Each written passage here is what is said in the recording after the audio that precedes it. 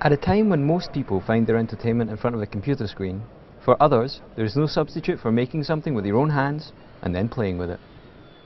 The London Model Engineering Exhibition is the place where such people, overwhelmingly men of a certain age, come to find inspiration and show off their toys.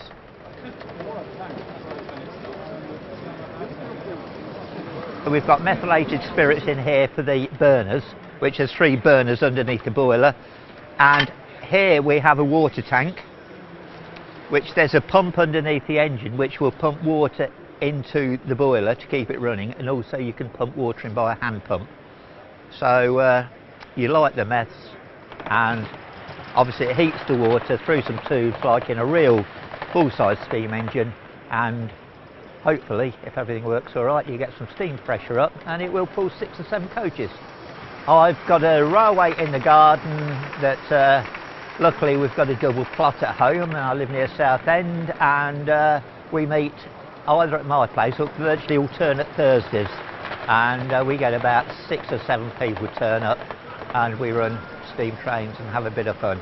You can buy kits that just need a screwdriver and a bit of common sense to actually do it, or you can buy them ready built, which they cost quite a lot of money, or you can be a fully engineered with lathes and machine tools and make your own according to plans. But you can buy most parts from various people.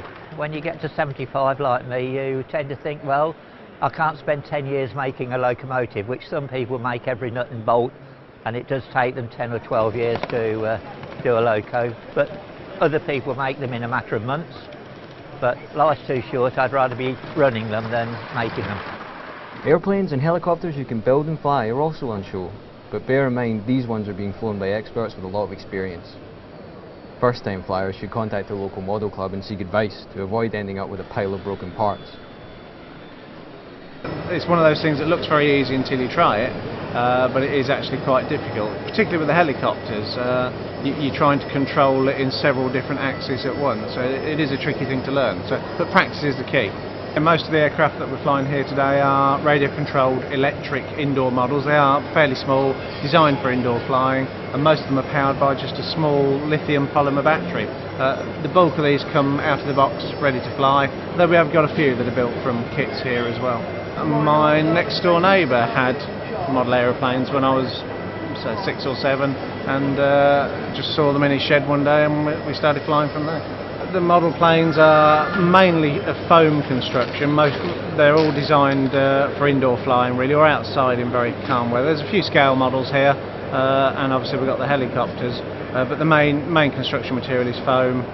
The biggest advantage with foam is, from a production point of view, you can mould it in whatever shape you want, so you come out with a very pretty scale model without lots of building with balsa wood or tissue, which is very skillful in its own right.